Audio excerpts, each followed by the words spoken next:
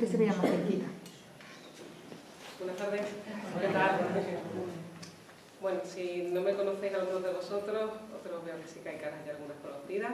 Yo soy Laura López, soy psicoanalista de la Escuela Grupo Cero y bueno, estamos haciendo un ciclo de charlas de psicoanálisis aquí a través del área de cultura del Ayuntamiento de Vélez Málaga y bueno, hoy el tema que nos convoca es un tema que a todo el mundo nos toca de alguna manera, porque claro, si yo pregunto si a alguien se le ha olvidado algo alguna vez, si alguien ha tropezado, si alguien ha tenido algún nombre que también lo ha confundido por otro, alguien iba a hacer la intención de coger algo y de repente no lo hace. No te acuerdas. ¿No?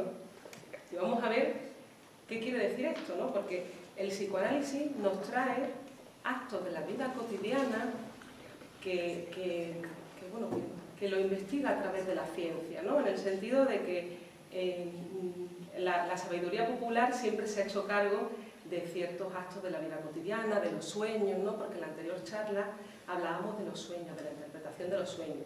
Y el psicoanálisis nos trae y nos dice que todo lo psíquico tiene que ver con cuestiones, los sueños, los lazos, las topillas, tiene que ver con cuestiones de nosotros mismos, es decir, es un acto psíquico pleno de sentido. Y nos dice que tanto los síntomas como los sueños, los lapsus, los olvidos, todo tiene una razón de ser. Y vamos a verlo, ¿no? Entonces, dice eso, que precisamente a veces vemos que algo tan insignificante, que por qué estudiamos algo que es tan insignificante, pues como puede ser, es un olvido, un lapsus, ¿por qué se traen esos hechos tan insignificantes? Y nos dice que precisamente ante hechos tan insignificantes uno puede descubrir realidades o importancias que realmente uno la ha dejado pasar o atribuye que es casualidad. Pero claro, todos sabemos aquí que no hace falta hacer una declaración de amor a otras personas para intuir o saber de alguna manera que esa persona a uno le hace ojitos, que le mira de una determinada manera. Buenas tardes.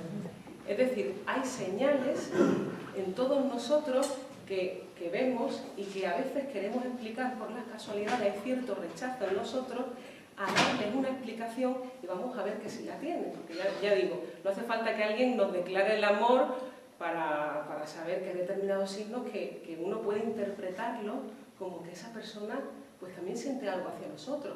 O por ejemplo, la escena de un crimen. No hace falta haber visto a la persona asesinando a alguien o cometiendo un delito, porque a través de las pistas y de las investigaciones podemos deducir quién ha sido el asesino o qué ha pasado ahí, ¿no? Digamos que son las pequeñas señales los que nos dicen realmente cosas muy importantes para nosotros, ¿no? Entonces, la labor científica pues consiste en someter a observación aquello que se encuentra bajo la mirada.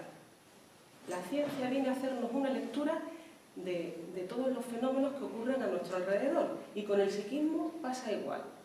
Sigmund Freud trajo estos pequeños actos de la vida cotidiana después de su obra La interpretación de los sueños. A partir de ahí es cuando funda el psicoanálisis en su obra La interpretación de los sueños, y nos dice que tanto sanos como enfermos tenemos el mismo aparato psíquico, tenemos los mismos mecanismos, y que precisamente nos ayuda a conocernos, a ver cómo funciona la mente humana. Por eso la charla ha puesto los secretos de la mente, ¿no? Porque a través de actos fallidos, de ese pequeño alarido del móvil, ha querido llamar la atención, ¿no? Que algo tiene que ver con cada uno de nosotros. Que no nos podemos lavar las manos y decir que esto es casualidad, ¿no? Que vamos a ver que todo tiene que ver con nosotros, ¿no? Bueno, entonces hemos dicho que cosas de gran importancia pueden no manifestarse sino por muy pequeños indicios. Entonces, los olvidos, por ejemplo, ¿no? Nos asombra e irrita a la vez, que a veces, pues, olvidamos algo muy importante. Y entonces nos irritamos, nos enfadamos, incluso a veces nos reímos y decimos, como que es casualidad, como si no tuviera que ver con nosotros. Entonces, realmente, tenemos que entender que hay algo que tenemos que comprender, es como una señal que nos está hablando de algún deseo que hay en nosotros, que ha habido una contradicción, y ahí es donde ha salido ese síntoma. Síntoma en psicoanálisis hablamos aquello que se repite, no es que sea algo patológico, sino que es algo que se está repitiendo en ti y que a lo mejor tú no lo puedes poner en palabras, pero lo escenificas de una manera disfrazada para que tú no sepas de nada de eso. Pero claro, aquí nos viene la ciencia a ayudarnos a leer nuestra realidad, para que no padezcamos de ella y no sigamos siendo ciegos a cosas que se nos repiten. Cuando algo se repite en ti constantemente, sospecha, tiene que ver contigo, con tu realidad psíquica. Entonces, si tratamos, si vemos, por ejemplo, si decimos que es por obra de la casualidad, ¿no? que muchas veces esos pequeños actos creemos que es algo casual, pues podemos decir que claro, que esos sucesos tan insignificantes antes se encontraban fuera del encadenamiento de la fenomenología universal.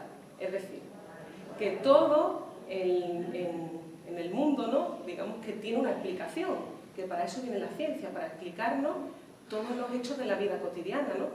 Antes los primitivos, pues, veían una nube y creían que porque habían pensado algo, porque tenían que hacer una danza, ¿no? Y ha venido la ciencia a explicarnos de esa realidad. Pues esto igual, no podemos dar la casualidad de algo que pasa y viene a traernos que los actos psíquicos también tienen que ver con una explicación de los fenómenos que ocurren en nosotros, al igual que en la realidad externa, ¿no? En la realidad material, quiero decir, en lo que ocurre con la tierra, con la lluvia, ¿no? Que no es porque haya venido alguien a señalar que va a llover, sino por ciertos fenómenos meteorológicos que se ha producido eso. Pues en lo psíquico pasa igual. Muy bien, entonces podríamos decir, ¿qué explicaciones se le dan, aparte de que es casual, a los hechos psíquicos? Porque es indudable que también hay veces que decimos, es que estamos cansados, estamos fatigados, es que estoy muy excitado y me ha salido así, ¿no? Pero claro, esto nos dice Freud que no es suficiente para explicar todos los actos cotidianos y cosas tan específicas, ¿no? Entonces nos dice claro, que esta es la teoría de la atención y la psicofisiológica, ¿no? Porque nos dice que claro, que cuando uno está muy atento a algo, pero dice que precisamente, personas que dicen que cuando uno está muy atento a algo, precisamente ahí no debe uno fallar, ¿no? O a lo mejor no le prestaba atención, pero claro, pues nos dice que es verdad que hay veces que hay actos automáticos en nosotros, como caminar, tocar el piano, y esa atención no tiene por qué estar puesta ahí. Es decir, no tenemos que estar con nuestra conciencia, por así decirlo, pensando en lo que estamos haciendo, sino que lo hacemos de manera automática. Entonces dice, es imposible que haya actos en nosotros que se expliquen por esa teoría, ¿no? Por la teoría de la atención, porque precisamente por esos pequeños detalles vemos que nos pasa. También nos dice que claro, que cuando precisamente hay algo que nos interesa de manera particular, pues también tendremos que poner toda la atención ahí. Entonces, ¿cómo explicarnos que fallemos precisamente en algo que es muy importante para nosotros? Es algo que tampoco puede explicar la teoría de la atención, porque supuestamente es algo que es tan importante para nosotros y tenemos que tener esa atención ahí y la tenemos puesta, ¿por qué nos equivocamos? Es algo que se contradice. También nos dice que claro, en la excitación, ¿no? Que cuando uno está sobreexcitado, pues a veces también le ocurre. Que a lo mejor se equivoca, se le olvida, pero claro, precisamente también nos dice, ¿cómo va a ser posible? Porque cuando uno está bastante excitado por algo, también quiere decir que pones tu atención más en eso, entonces también se contradice. ¿Cómo va a ser que esa excitación te haga que te equivoques? Es imposible, ¿no?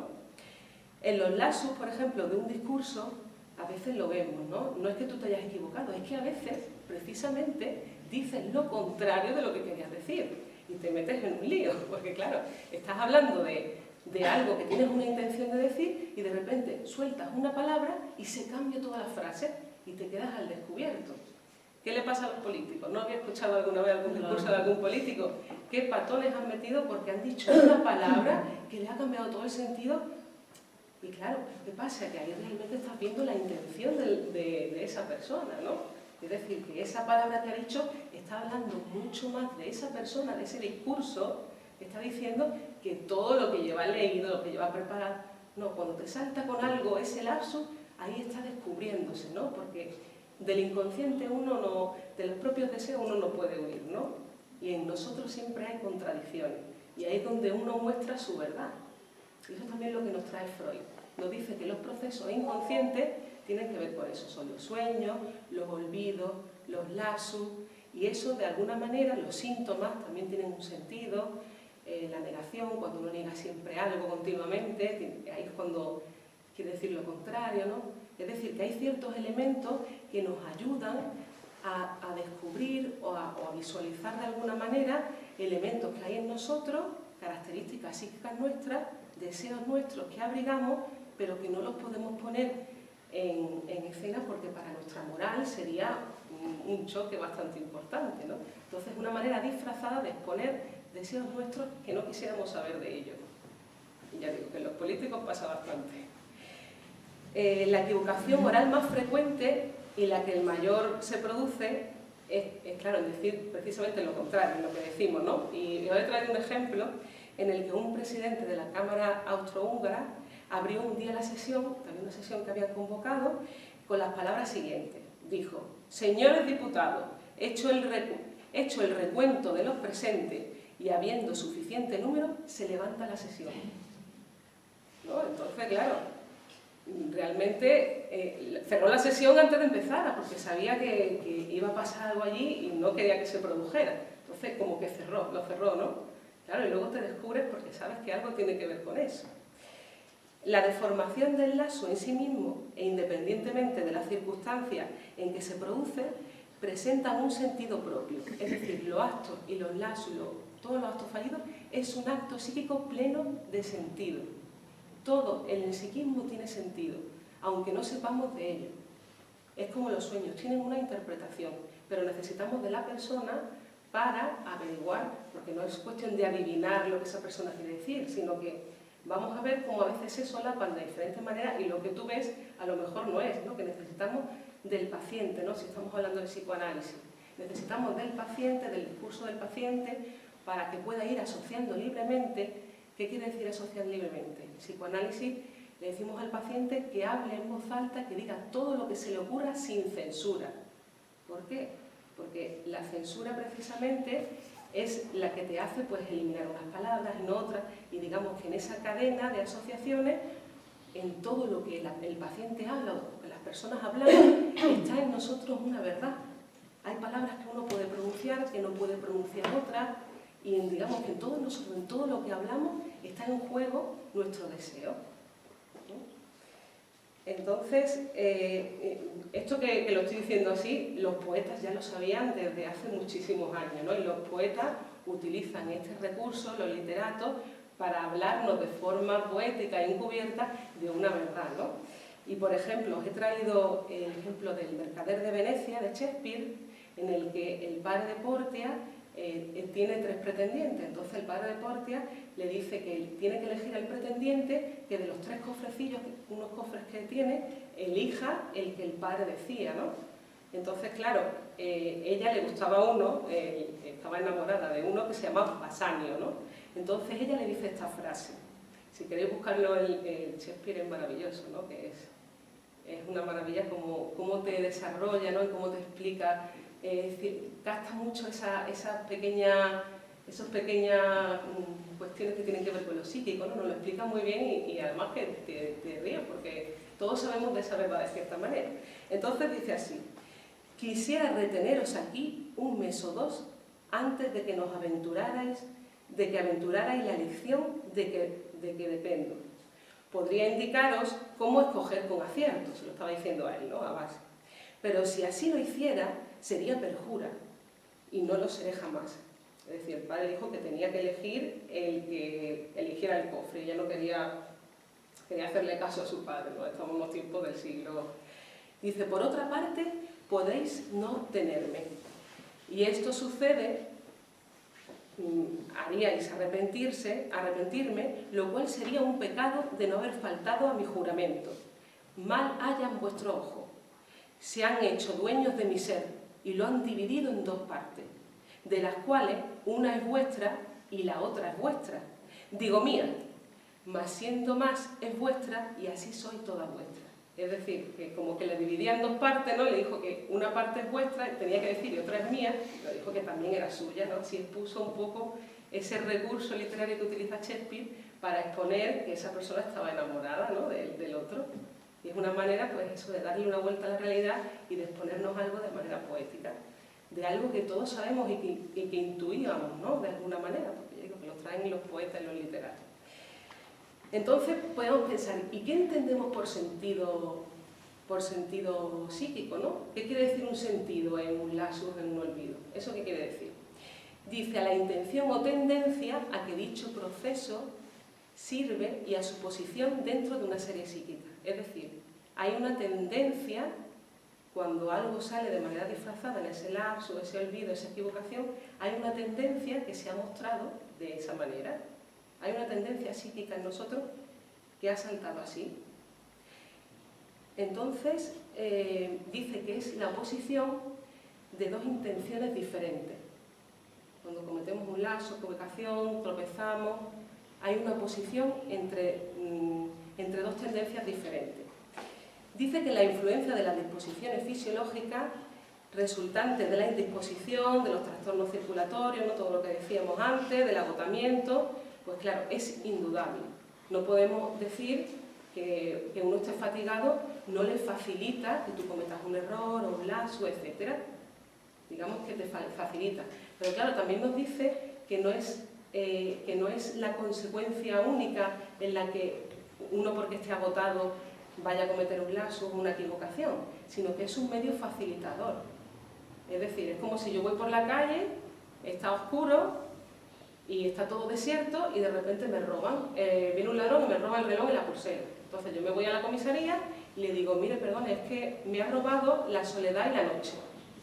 Entonces, claro, el comisario me diría, no, te ha robado el ladrón facilitado por la noche y por la soledad. Entonces esto es igual, ¿no? Tendremos que ir al ladrón para recuperar mi pulsera y mi reloj. O sea, que no quiere decir, con esto queremos decir que no es el agotamiento lo que me ha producido que me roben, ¿no? Sino que es el ladrón. Me lo ha facilitado la noche y la soledad, pero es el ladrón el que realmente, es decir, es el sujeto psíquico el que se ha puesto en juego ahí, porque siempre es de una manera determinada, no es casual, tiene que ver con nosotros. Supongamos, entonces, vemos también, todos suponemos de alguna manera que no hay libertad psíquica, es decir, en el sentido de que creemos que todo lo que decimos tiene que ver con, no sé, con el libre albedrío, ¿no? Como que no dicen las cosas por casualidad, que dicen las cosas casualmente. Pero claro, vemos que no hay libertad psíquica en la persona, que todo lo que decimos siempre está sobredeterminado por algo, que es lo inconsciente, es nuestro deseo inconsciente. Todo lo que hablamos, todo lo que decimos, todos esos actos de la vida cotidiana tienen que ver con algo de nosotros, que no existe la libertad psíquica. Todo está influido por algo que tiene que ver con nosotros. Entonces observamos que hay una ilusión de libertad psíquica. Dicen que la imaginación de la persona, ¿no? Porque cuando decimos que asocia libremente la persona para saber un poco pues, qué significa ese acto psíquico, porque no podemos obviar que, claro, cuando uno va a entrar a la oficina y lleva las llaves de la casa y se equivoca, se da cuenta y dice, oye, qué torpe soy, me he dejado las llaves de la oficina, estoy abriendo con las llaves de la casa, ¿no? O de la oficina. Digamos que lo confunde, ¿por qué? Porque hay en él abriga un deseo a lo mejor de que no quiere llegar a la oficina porque se quiere quedar en casa, o al contrario, no quiere llegar a casa porque en la oficina está mejor o tiene algún conflicto en casa, ¿no? Digamos que esa verdad sale en la persona. Entonces, llegamos a esa conclusión de que cuando uno asocia libremente no dice cualquier cosa. Es decir, que siempre está sobredeterminado por eso que le ocurre a la persona.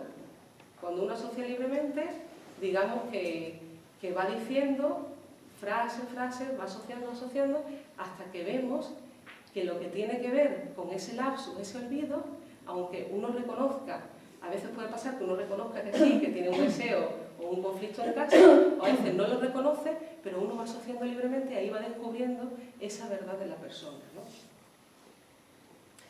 El sentido del acto fallido no admite la menor duda cuando el analizado lo admite. Cuando esa persona admite que le ha pasado así, pues uno sabe que sí, ¿no? Que realmente es porque se ha equivocado al entrar a casa, porque tenía un conflicto, porque se ha equivocado de nombre.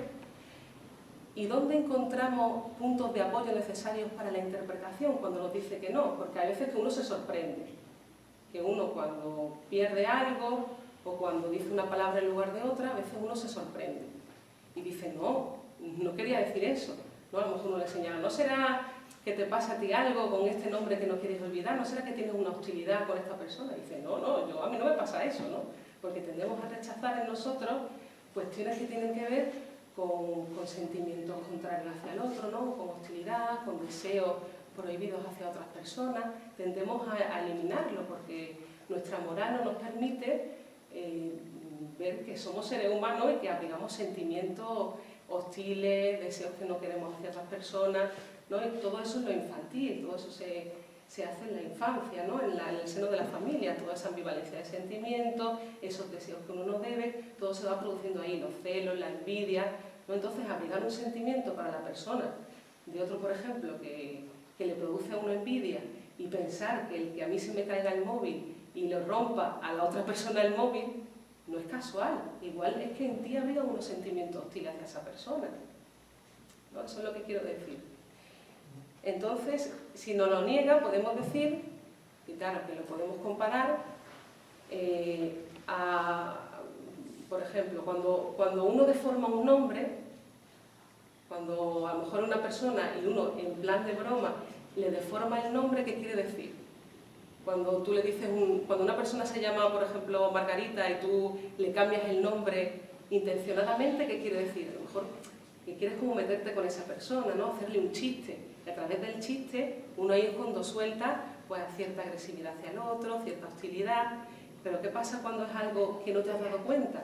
Pues podemos interpretar que también es de la misma manera. Cuando uno le cambia un nombre a la persona, pues tiene que ver con que abriga unos sentimientos hacia el otro que no los puede poner, no los puede, digamos, poner en juego, ¿no? Y lo pone en juego de esa manera. A lo mejor, pues, esa hostilidad que tiene a esa persona le cambia el nombre y ahí es como se disfraza, ¿no? También tiene que ver, por ejemplo, para descubrir lo que nos pasa cuando cometemos ese lapso, esa equivocación, con la situación en la que nos encontramos. Si vemos que, por ejemplo, había un chico que le gustaba a una mujer y, claro, cuando fue a acompañarla, le dijo, en vez de decirle puedo acompañarle, le dijo puedo ofenderla, ¿no? En el sentido de que, claro, abrigaba él un sentimiento sexual hacia esa persona y, claro, en lugar de decirlo, le salió esa palabra. ¿Pero por qué? Porque realmente ofenderla tiene que ver con ese carácter, ¿no? De acercarse a ella, de mantener relaciones.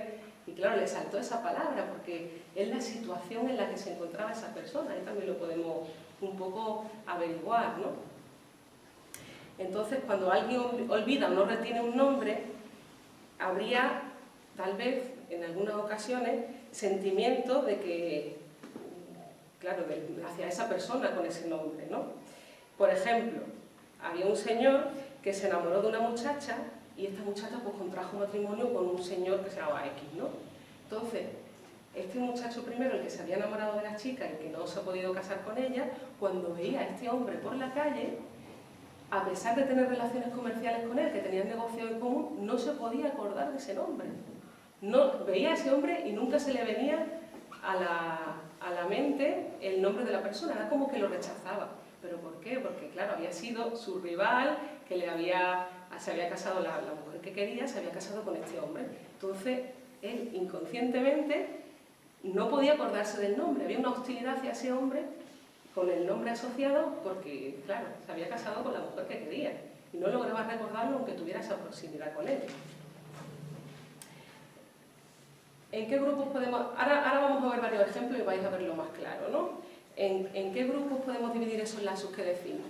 Hay equivocaciones orales, como por ejemplo también en la escritura, en la lectura, las falsas audiciones, que creemos que oímos algo y realmente no es así, olvido, el olvido de palabras extranjeras, de nombres propios, de propósitos e intenciones, y también actos de términos erróneos, que todo esto nos pasa a todos, ¿no? Es la imposibilidad de encontrar un objeto, a lo mejor tienes un objeto, y es que por más que lo busques, a veces hasta lo tienes delante y no lo puedes ver, no lo puedes ver.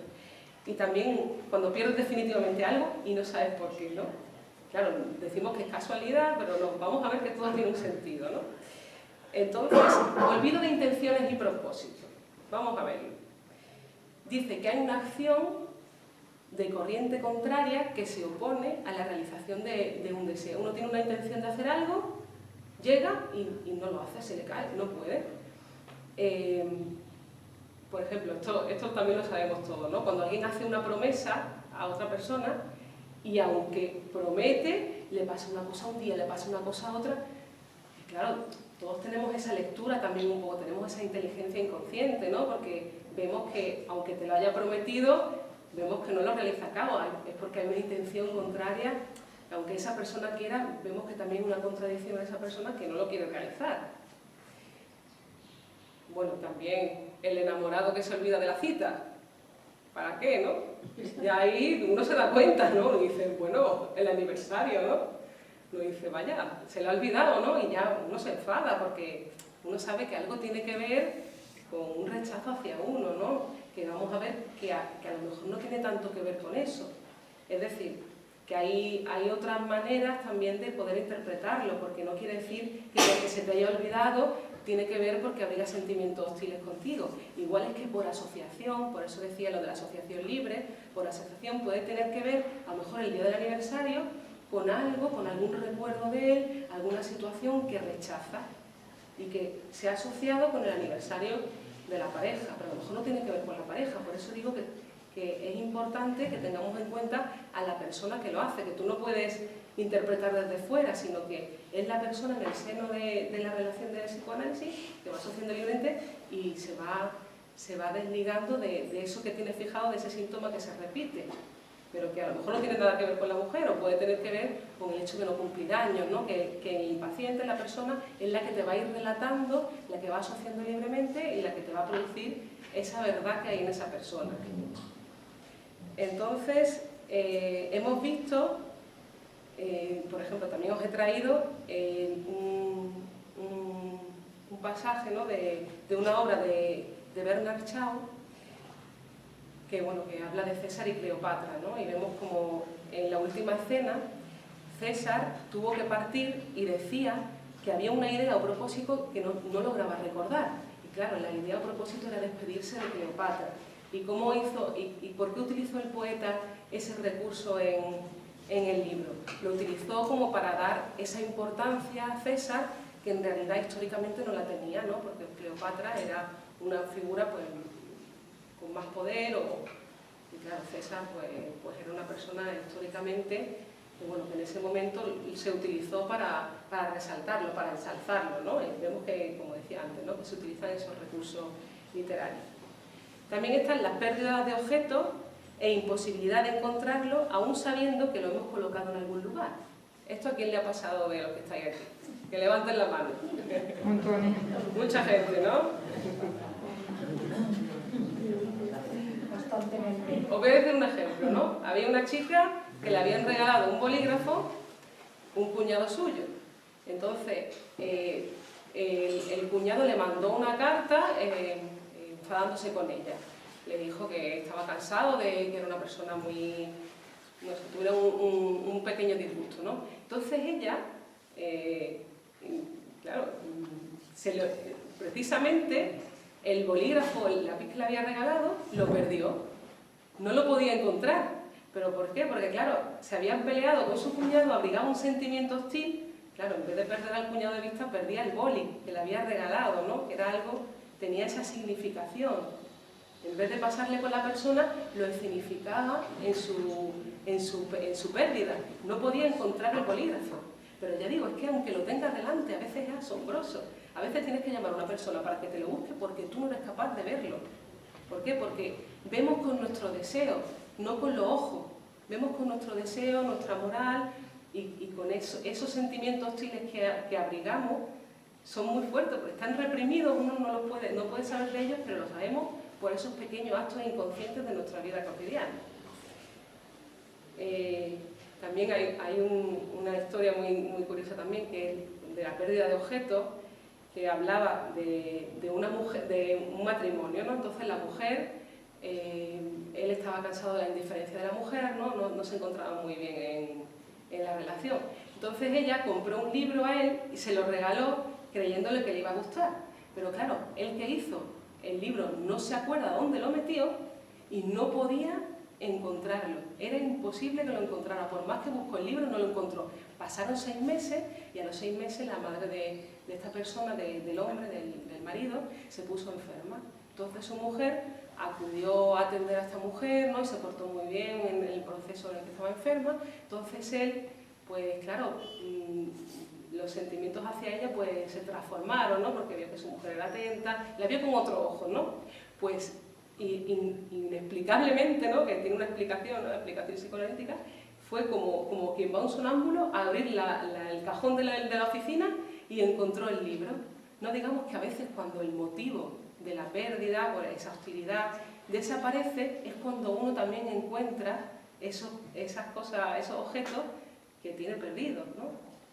Que lo observaros en la vida cotidiana y vais a ver cómo ahora lo vais a mirar de otra manera. Entonces eso, desaparecido el motivo de la pérdida, uno encuentra las cosas. Es común a todo esta pérdida de objetos, pues el hecho de la pérdida, ¿no? Y se diferencian en la razón y en el objeto de la pérdida. Es decir, perdemos un objeto cuando está usado y queremos reemplazarlo, ¿no? A veces uno va a cambiar de móvil y inexplicablemente se le rompe, ¿no? Es como, a veces se le rompe a uno las cosas porque sabe que las va a reemplazar. O tiene un jersey que está estropeado y lo mete en la lavadora y se le encoge. Y claro, a lo mejor es porque lo quería cambiar, ¿no? Que todo tiene un porqué.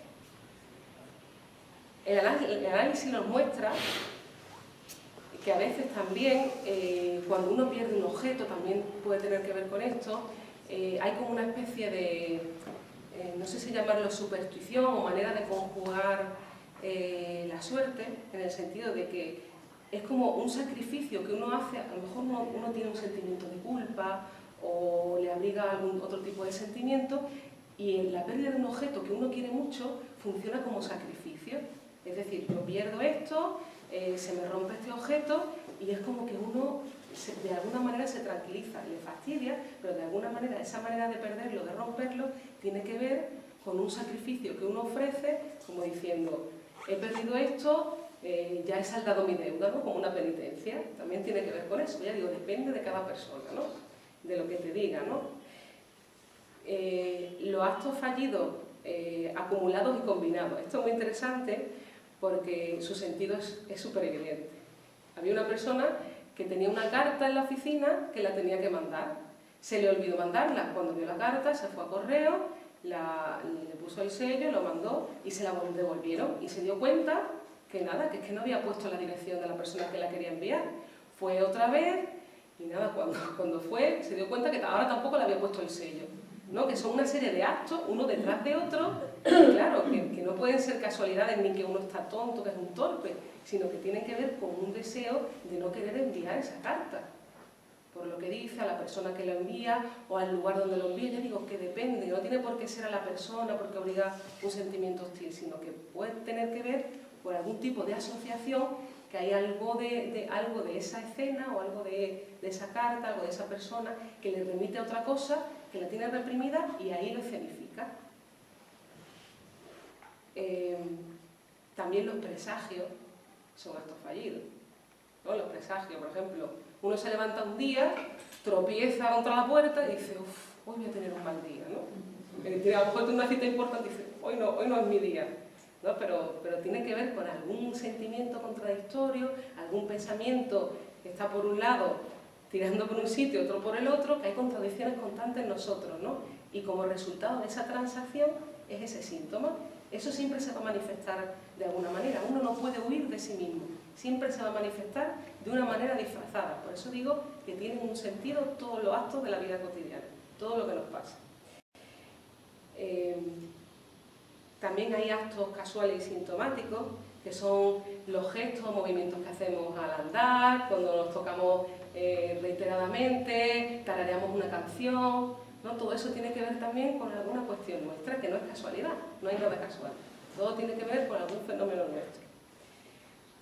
En la equivocación oral pues hemos visto el caso de que uno dice lo contrario y se sorprende, ¿no? Incluso sabe que ha metido la pata porque claro, se descubre ante la persona y uno no puede negar lo que es obvio, ¿no? Lo que uno pretendía decir de una manera y lo dice de la contraria, de alguna manera el otro sabe de esa verdad, ¿no? Y a todos nos produce rechazo, ¿no? Porque sabes que ahí está diciendo una verdad de ti mismo. Entonces, hay una intención, esta es una condición indispensable, ¿no? de esa equivocación oral. Hay una intención de decir alguna cosa y como que lo intentamos suprimir, pero no se puede, ¿no? Porque lo inconsciente te sale de alguna manera. Los errores en la escritura. Claro, algunas veces uno va escribiendo rápido y tiene que ver también con el hecho de que quiere terminar y a lo mejor escribe una palabra que tiene que ver con el final o incluso hablando, ¿no? Cuando uno habla, a veces es como que quiere ir tan rápido porque quiere terminar, no quiere tener esa conversación y dice la última palabra. ¿No? También tiene que ver con eso, con la prisa que tiene uno, con no querer conversar, no querer escribir eso. También hay errores en la lectura y claro, ahí habrá que preguntar dos cuestiones que también lo podemos aplicar a todos. ¿Cuál es la primera idea que acude a la persona de cuando vosotros paséis un acto sintomático, un acto fallido? ¿Qué es lo primero que se os ocurre, ¿no? En eso, ¿qué es lo primero que a uno se le ocurre? Ahí es donde uno también puede indagar un poco y descubrir qué deseos abrigan a esa persona, ¿no? Si no uno lo rechaza demasiado. ¿Y en qué circunstancias se ha cometido el error? Que lo tengamos en cuenta. Lo primero que a uno se le ocurre cuando comete ese acto fallido y en qué circunstancias ha ocurrido, porque a lo mejor tiene que ver con esa situación de antes, con las personas que están implicadas, ahí podemos un poco descubrir el sentido de esa intención. Y como te pongo un ejemplo, ¿no? También tiene que ver con los deseos que uno abriga de cuando uno lee algo. Por ejemplo, decía que había una palabra, es una persona alemana, ¿no? Que tenía ganas de ir al servicio y claro, estaba buscando un servicio por todas partes, porque no podía aguantar. Entonces había un letrero que ponía Closetaus y ponía W, y eso en alemán, la palabra transformada, una palabra parecida, bueno, significa baño, servicio, ¿no? Entonces lo confundió con la palabra Corsetaus, que significa corsetería. Entonces iba directo a la corsetería porque había creído que había leído que era WC, era el cuarto de baño, ¿no? Y a veces, es cierto, nosotros vemos lo que nuestro deseo abriga, ¿no? Ha pasado a veces, a lo mejor hay personas que van a quedarse embarazadas, ¿no? Y de repente ven embarazadas por todas partes. Te vas a comprar un coche y ves coches de ese tipo por todas partes, ¿no? Que digamos que somos nosotros los que dirigimos nuestra mirada, es nuestro deseo, porque hay cosas que unas personas van a ver y otras que otras no. ¿Pero por qué? Porque es nuestro deseo el que está implicado en la mirada constantemente. Y en esos errores de la lectura, pues tiene que ver con eso, con lo que uno está deseando, en la verdad que hay en uno, que le delatan en las conversaciones, lo que uno ve, lo que uno lee, ¿no? Y si nos fijamos en las conversaciones que se mantienen a través de terceras personas, ¿no? Uno habla de cosas que le pasan, historias a no sé quién, a no sé cuánto, ¿no? Y claro, cuando uno habla del otro, está hablando de uno mismo, ¿no? Por eso digo que no hay casualidades, sí, que uno no habla las cosas por hablarlas, sino que está hablando de algo que le pasa a esa persona de manera solapada, porque a veces no la puede hablar, y a través de historias de otras personas, de esos lazos, está hablando de un deseo que no puede producir o que lo produce de manera sintomática, ¿no? Porque lo repite una y otra vez y está ahí, no puede, está siempre como en esas palabras, en esa cadena asociativa, ¿no? Porque claro, lo que nos interesa y nos preocupa, el pensamiento que tenemos, es donde vamos a ver, donde vamos a dirigir incluso nuestra realidad material, porque claro, la realidad que producimos a nuestro alrededor tiene que ver con nuestra realidad psíquica, totalmente.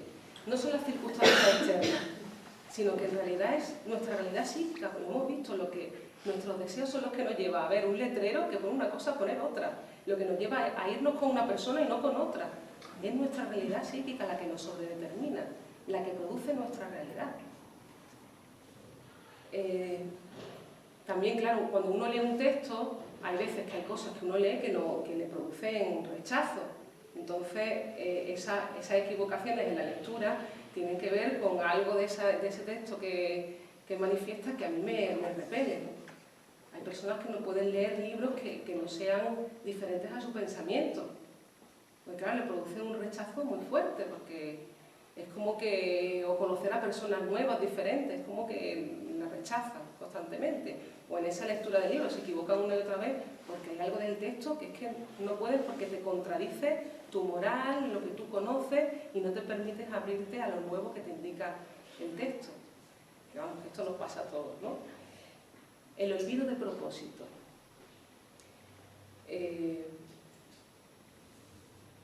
Hay que tener cuidado porque hay varias interpretaciones en las cosas, ¿no? Entonces, el que busques una cita, el que olvides una cita, no quiere tanto decir que tengas antipatía ante esa persona, sino que puede tener que ver con el lugar, con la causa, ¿no? Suponte, a lo mejor has quedado con alguien en el bar Margarita, ¿no?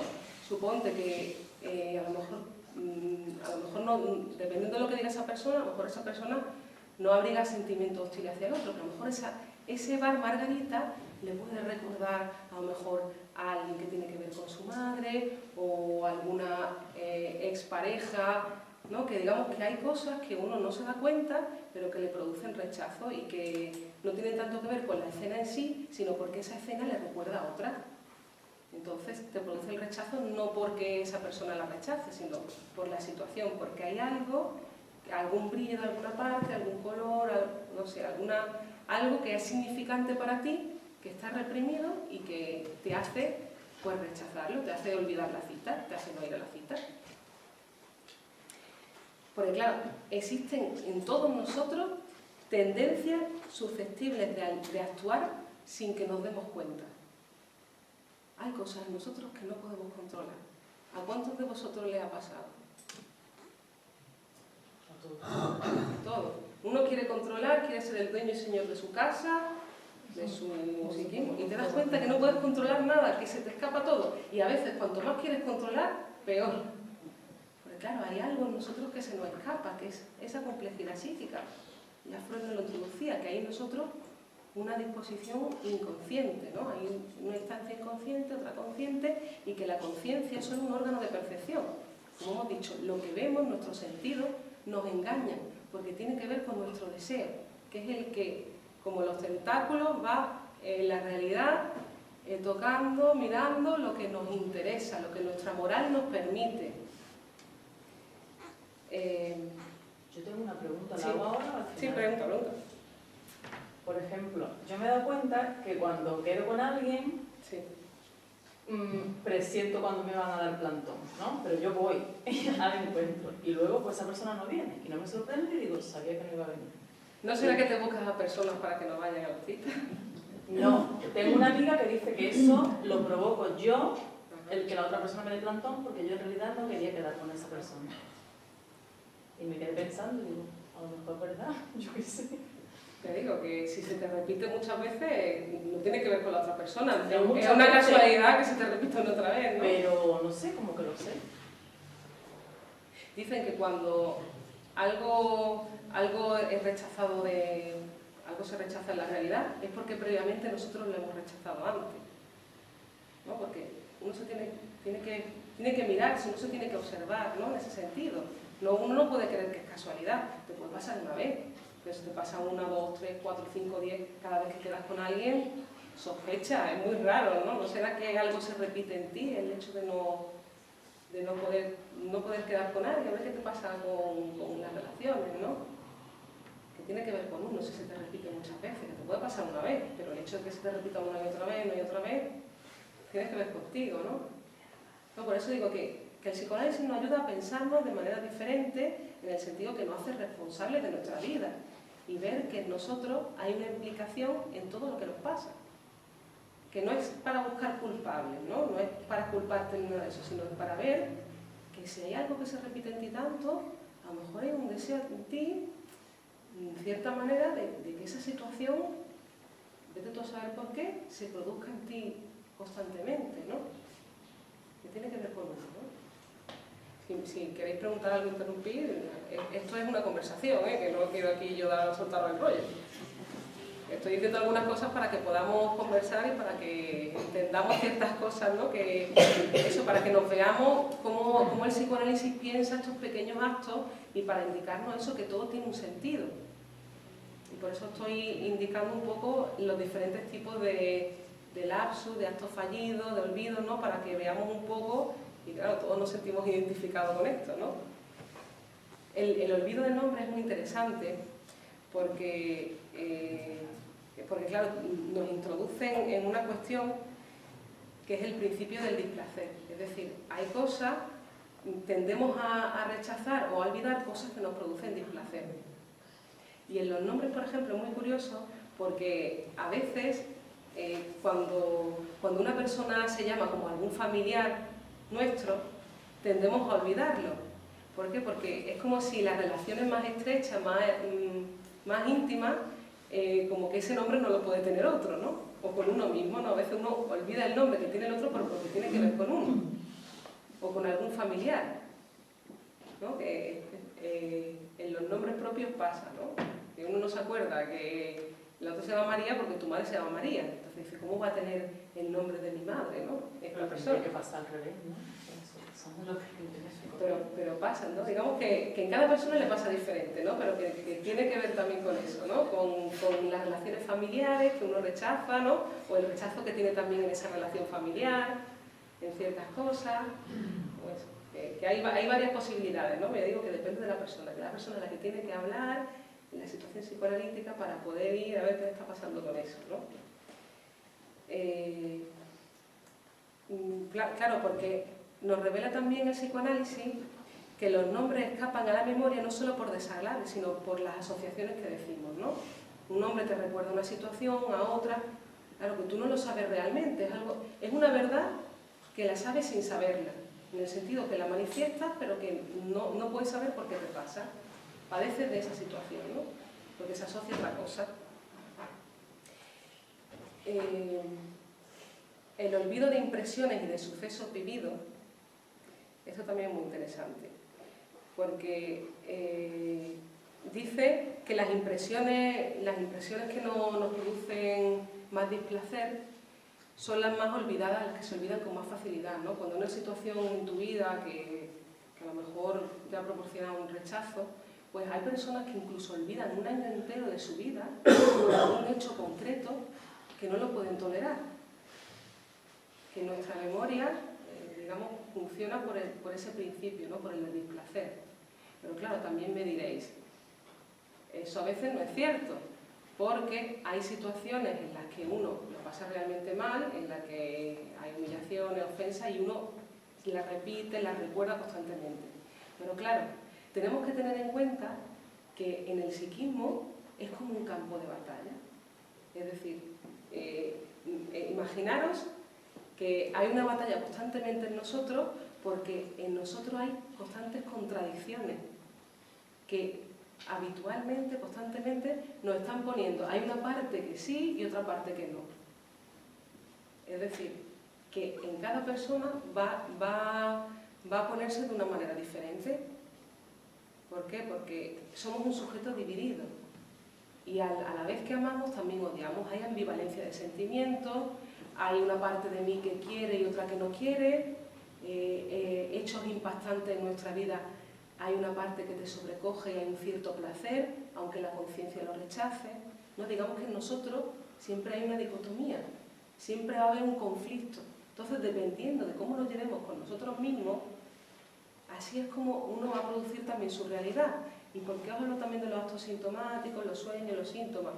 Porque claro, no es lo mismo resolver ciertos conflictos con nosotros mismos de manera con un acto fallido, porque se te olvide algo, porque, pero claro, uno si sabe de psicoanálisis, si hemos puesto en cuestión ahora toda esta teoría, es para que sepamos que cuando nos pasa algo, tiene que ver con nosotros, con algo, con algún deseo hostil, con cualquier cuestión que se disfraza así, ¿no? De manera de síntoma. Entonces, claro, es para que veamos que en nosotros hay constantemente contradicciones, que incluso hay personas que las pueden poner en escena de manera con síntomas, ¿no? Con enfermedades, trastornos mentales, a través de los sueños, ¿no? Porque en los sueños también hablamos de una realidad psíquica disfrazada que está hablando de algo que nos pasa a todos nosotros, ¿no? Cuando alguien se repite pesadillas constantemente, cuando tiene insomnio, cuando constantemente tienes torpezas, tropiezas, ¿no? Hay algo ahí que está hablando de ti y tú no te estás dando cuenta.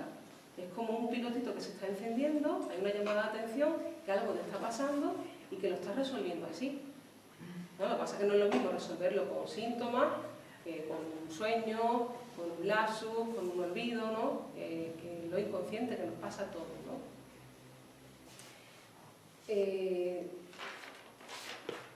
Y bueno, luego hemos dicho eso, que es importante el tema del olvido de las impresiones, de los sucesos vividos, porque las impresiones displacientes son olvidadas. Y bueno, te habla un poco de que Darwin tenía la regla de anotar siempre las contradicciones que tenían con su teoría, porque claro, a veces hay ciertas observaciones que a una persona le chocan porque existen las agendas, ¿no? Porque uno tiene que anotar las cosas, porque uno no se puede dejar llevar por los sentimientos, por ese afecto que le viene, porque te va a hacer rechazar una realidad que tú no te vas a dar cuenta. Entonces Darwin, el que hizo la teoría, ¿no? de que venimos en una cadena, ¿no? En todas las series de animales, pues, incluido el hombre, pues claro, había cuestiones que se contradecían porque, claro, son conocimientos que vienen a cambiar una realidad y que producen mucho rechazo. Entonces, él apuntaba porque sabía que esos sentimientos, esos afectos, de alguna manera, te pueden hacer que olvides copiar ciertas cosas, que olvides, ¿no? Porque, claro, lo que contradice lo que ya conocemos, los sentimientos que abrigamos, etcétera, te produce un rechazo. Entonces, la ciencia viene a decirnos eso, que uno se tiene que apartar a veces de esos sentimientos comunes y observar los hechos, los fenómenos de manera, claro, de manera que tengamos la mente en blanco, ¿no? En el sentido de que no nos podemos llevar por los afectos y los sentimientos porque hay una lectura de una realidad que se nos está escapando, ¿no? Bueno, a mí sí me gustaría ahora que hablaréis vosotros también, porque no sé, ¿qué os parece? Sí. Teniendo en cuenta lo que has dicho, debe haber, digamos, una línea que separe la interpretación así puntual de un olvido o de una equivocación o algo así, con padecer un trastorno o una enfermedad mental o cualquier tipo de demencia, no sé, ¿dónde está? Freud nos decía que la cuestión es la cantidad, que todos tenemos los mismos mecanismos psíquicos. Los mecanismos son iguales para todos, para los sanos y para los enfermos. Todos tenemos los mismos mecanismos, pero se diferencian en la cantidad. Por ejemplo, el mecanismo de identificación es necesario para crecer, ¿no? El niño se tiene que identificar con la mamá, con el papá para crecer.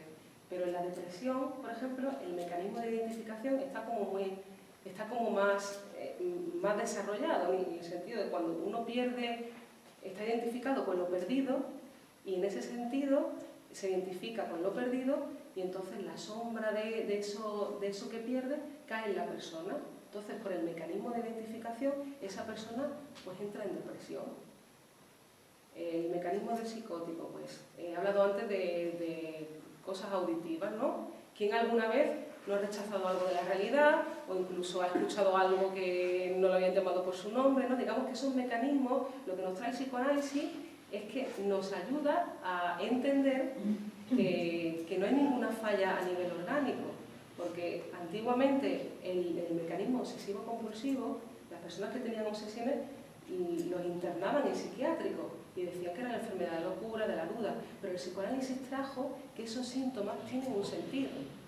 El síntoma del obsesivo que se ponía y se quitaba el calcetín muchísimas veces tenía que ver con cuestiones con la masturbación. Eso de lavarse las manos tiene que ver con cuestiones con la moral, ¿no? Nos decía que precisamente en esos pequeños actos cotidianos o en esa metáfora de los síntomas te hablaba de un sentido. Esos síntomas tienen un significado. Es una respuesta, es un mecanismo que ha utilizado la persona para que no se le rompa el aparato psíquico, para poder poner en juego cuestiones, conflictos que tiene esa persona consigo mismo y que se ponen en juego a través de los síntomas. Y que tienen que ver con el lenguaje, ¿no? Porque hablamos, lo que nos descubre Freud en la interpretación de los sueños es que en nuestro aparato psíquico, ¿cuáles son las leyes del aparato psíquico? Pues claro, hemos visto que no podemos decir que se puede razonar según la lógica. Hay cosas que en la lógica nos contradice. No podemos, si lógicamente pensamos por lo que hemos dicho, de que a lo mejor estamos agotados, estamos cansados, casualidad, vemos que no, el psicoanálisis nos dice que no es que estés agotado o cansado, es que hay algo en ti que se ha desplegado de dos fuerzas contradictorias por la constitución de nuestro aparato psíquico, que tenemos una instancia consciente, otra inconsciente, preconsciente, y luego, bueno, lo del yo, del ello, del superyo, que habréis escuchado alguna vez, ¿no? Tiene que ver con la moral, con los deseos, con esa relación entre nosotros, y nos dice eso precisamente, que los síntomas son una escenificación de un conflicto entre sistemas, que todos tenemos el mismo aparato psíquico. Y desde que se introdujo el psicoanálisis en 1900, se pudieron resolver, por así decirlo, muchísimos trastornos mentales que antes no tenían explicación. Porque él intentó, a través de... él era neurólogo, intentó describir el aparato por las neuronas, era un término como más biologicista, él era médico, pero se dio cuenta que no, que realmente no se puede simplificar el ser humano solamente en neuronas y en conexiones sinápticas, sino que hay una complejidad, un alma se decía, ¿no? Y tiene que ver con el lenguaje, en lo que es significante para nosotros, porque las palabras a todos de alguna manera nos tocan, ¿no? Hay palabras que a mí me dicen que a lo mejor me pueden afectar más que a otra persona. Tú le dices a una persona a lo mejor una palabra y vemos cómo se exalta, no, pero a lo mejor no, esa palabra está asociada con otra cosa que tiene reprimida, por eso decimos que la técnica del psicoanálisis es la asociación libre, porque la persona va a ir poder hablando, es como si tuviera obstruido un camino y va por asociaciones, va hablando, y el psicoanalista te ayuda a desmontar todo eso y a que tú puedas decir otras frases diferentes y no agarres a ese significante. ¿Es más que un psicólogo? No, el psicoanálisis es diferente a la psicología. El psicoanálisis habla de los procesos inconscientes, que eso es lo que os traigo hoy. Los procesos inconscientes son también actos fallidos.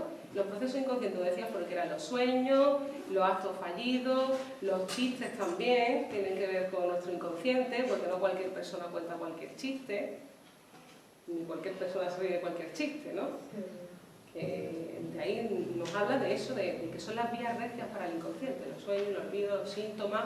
Están hablando de una verdad de nosotros que se expone de manera disfrazada, que no ha traído la ciencia, actos de la vida cotidiana que no se le daban importancia, pero que vemos que tienen una importancia muy significativa y que a través de pequeñas señales es uno como se da cuenta de ciertas cosas que le pasan a uno mismo.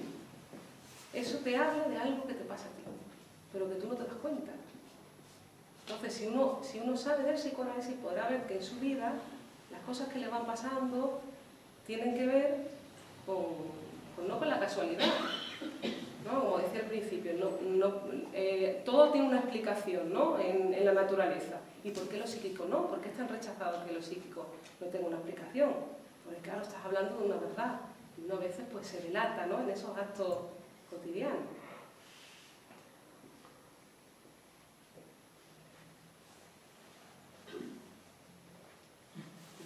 Parece que estamos todos muy de acuerdo. No me lo creo. ¿Eso nadie esperaba?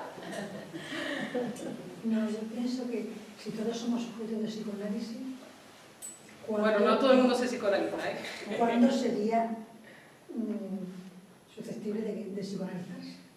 Todo el mundo que quiera se puede psicoanalizar, no hace falta estar enfermo para psicoanalizarse. Es un paso más en el descubrimiento del ser humano, en un instrumento para vivir mejor años futuros. ¿No? Lo que pasa es que es una ciencia muy joven, data de 1900. Claro, tiene 100 y pico años de vida, ¿no? Hay ciencias que han tenido que pasar años, 2000, 3000 años, para que formen parte de lo cotidiano de las personas, ¿no?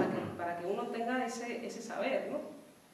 Yo digo, es una ciencia muy joven, además que te habla de una verdad del sujeto que a veces uno lo rechaza, porque claro, el que yo le diga aquí que eso que usted quiere negar le pasa y que tiene que ver con usted, con un deseo hostil que abriga hacia su marido o hacia esa persona que le tiene una envidia que no la puede tolerar, ¿no? Y uno no se da cuenta, pero no puede hablar de eso, pero lo actúa, ¿no?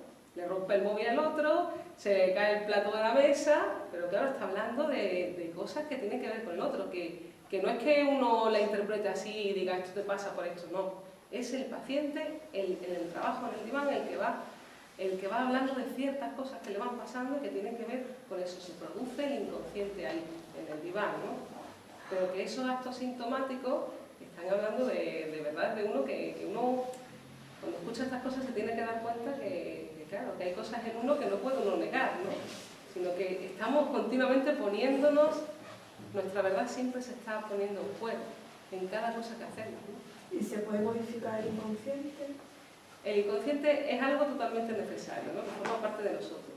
No es modificar en el sentido de que cuando uno tiene síntomas, tiene lapsus, los lapsus nos pasan a todos, ¿no? Es una manera de resolver ciertas cuestiones que en todos nosotros, ya digo, aplicamos sentimientos hostiles, etc. Lo que pasa es que, claro, el psicoanálisis te ayuda, por ejemplo, en procesos sintomáticos, ¿no? A transformar los trastornos en poder producir otra manera, ¿no? de vivir, ¿no? Es una transformación de la persona. ¿Un conocimiento de ti mismo? Sí, y una transformación porque ya no necesitas de la enfermedad para hablar de ciertas cosas, ¿no? En el psicoanálisis se produce algo que no estaba, se produce el inconsciente, es algo que solamente se puede producir con psicoanálisis.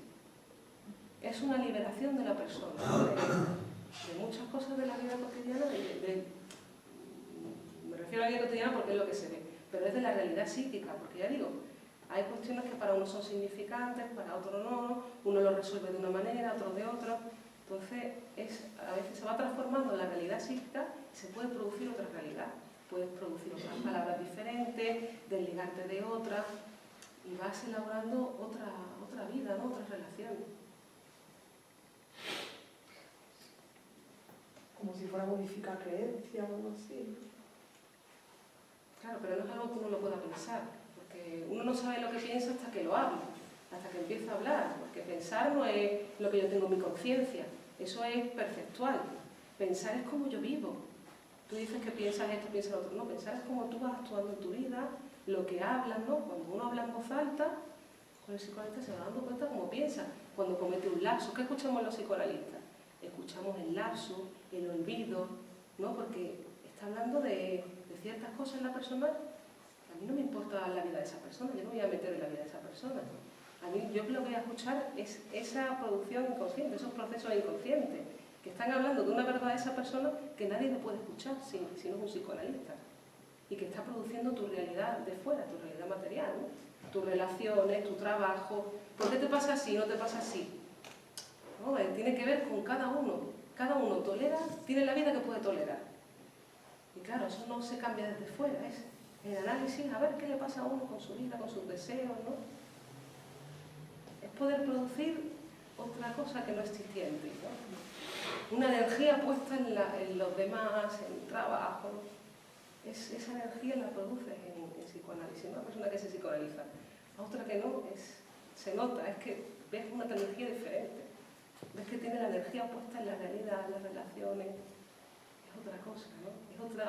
Es un paso más en la civilización, en la humanidad, ¿no? El permitirse uno, pues a lo mejor eso, hay ciertas inhibiciones que uno no puede salir de ellas, que no puede controlar y que, claro, que no es cuestión de controlarlas, sino que a ver dónde está anclada esa libido, esa energía, ¿no? Que está en uno mismo, en los síntomas, y no la puede utilizar para realizar tantas cosas que podemos realizar, ¿no? Que el ser humano tiene un potencial tan grande, pero que a veces uno no puede, no sabe, no puede, quiere pero no puede, quiere pero no puede, quiere pero no puede, claro. Ahí está, a ver dónde tiene la energía puesta, ¿no?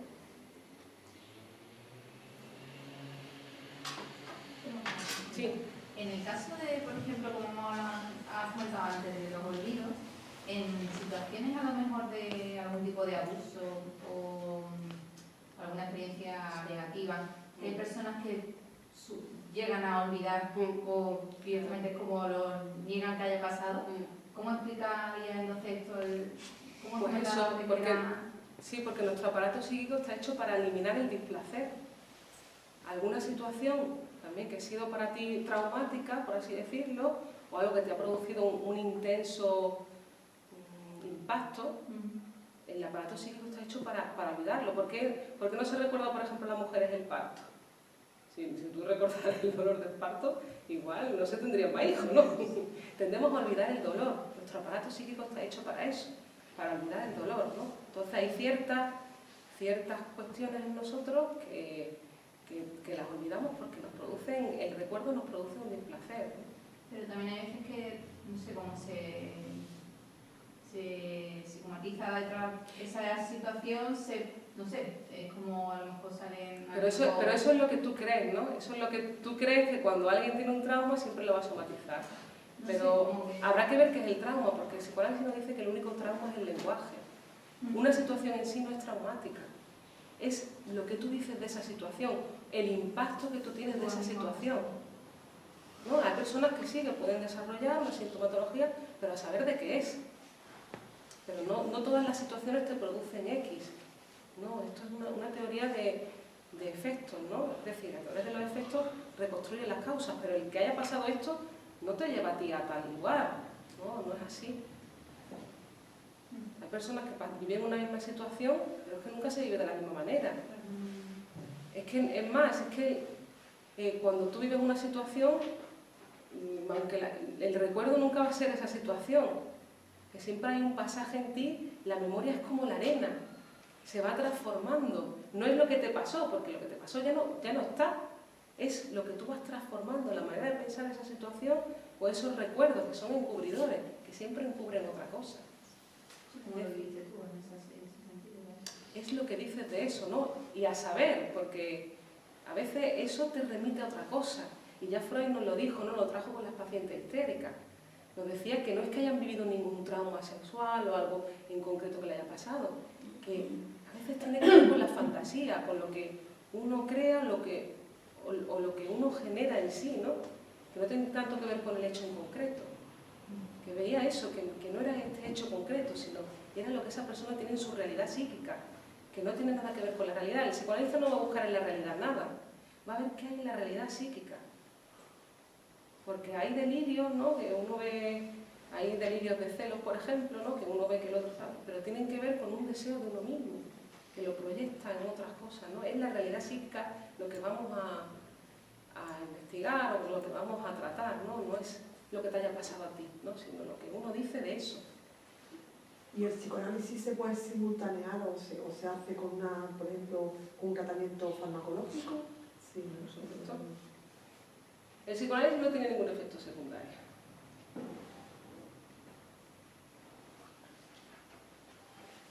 ¿Por qué no se utiliza en la salud pública? Eso quería yo preguntar. Bueno, hay hospitales que sí utilizan, ¿no? El psicoanálisis. Lo que pasa, ya digo, que es una ciencia a veces un poco rechazada porque es una ciencia muy joven. Entonces, además, si veis en la historia de la humanidad, cuando ha habido un descubrimiento importante, es que hay personas que la han matado. A Darwin fue súper rechazado. Lo tengo en la punta de la lengua, ¿eh? Ya estoy haciendo ya actuando aquí los lazos. Iba a decir Copérnico, ¿no? ¿Qué tiene con Copérnico? ¿Qué tiene usted con Copérnico? Bueno, porque el que descubrió que la Tierra pues no es la que giraba alrededor del Sol. ¿Pero tiene alguna actitud negativa con él para olvidarlo? Bueno, al contrario, que es la que... ya lo he dicho yo al contrario, ¿eh? Yo quiero aquí certificar también que me pasa a mí. No, tengo que uno ve que es la Tierra que es el Sol el que gira alrededor de la Tierra y es la Tierra y claro, el descubrir eso, la gente lo mataba, porque claro, te está cuestionando a ti. Pues tú imagínate algo que te cuestiona a ti como sujeto, ahora que estamos en esta psicología positivista, que uno lo quiere controlar todo, pensamiento aquí, pensamiento allá, y ahora te dicen que no, que tú no puedes controlar nada de eso porque tienes inconsciente. Es muy rechazado todavía, es una ciencia muy joven. El ferrocarril, se creían que era el demonio, mataron a gente porque pusieron el ferrocarril. Cualquier instrumento médico tarda 2000 años. Cuando se descubrieron las bacterias, ¿no? La penicilina, yo vi un documental y me quedé, vamos, es que perseguimos algo que tiene que ver con nuestro conocimiento, lo que creemos, nuestros sentimientos, nuestros afectos. Ya digo, porque cuando algo se rechaza o no se incluye, es normal, porque una ciencia viene a transformar la realidad que existía. viene a transformarlo todo. El psicoanálisis ha venido a cambiar el arte, la cultura, el pensamiento, el surrealismo hubiera sido imposible sin psicoanálisis. Y viene a cuestionarte a ti como sujeto.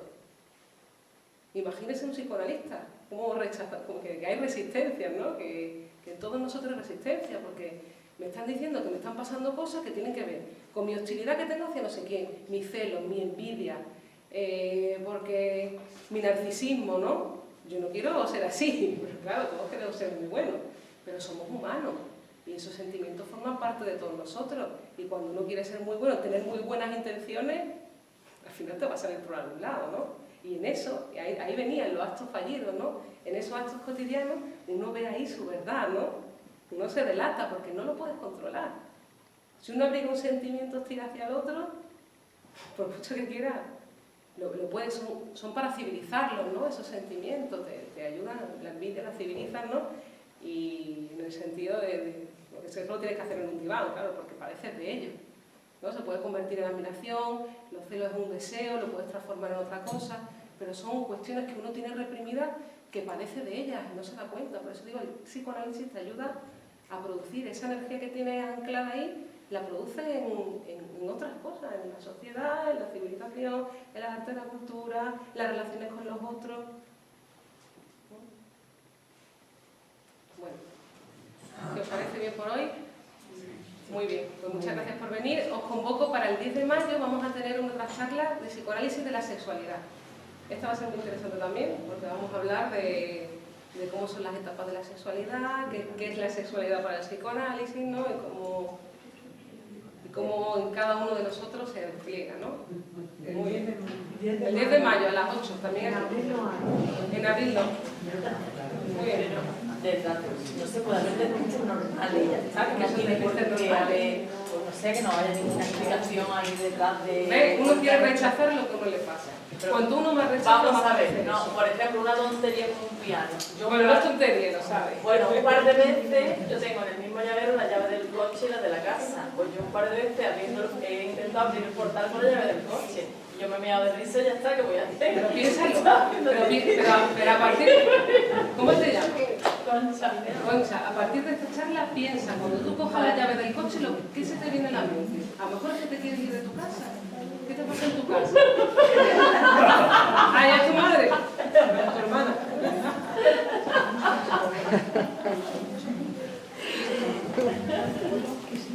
Ven, a ver qué pasa ahí, Y luego lo olvido. A veces yo estoy buscando un boli concreto, pero si tengo 10 bolsos y 5 mochilas, lo raro es que me acuerdo dónde tengo ese boli. ¿Ves? No Ya tengo quieres dar la dinero. explicación de lo casual. Para no ver qué te pasa a ti. A ver, piensa lo del boli, ¿no? Eso te viene con boli. Igualmente.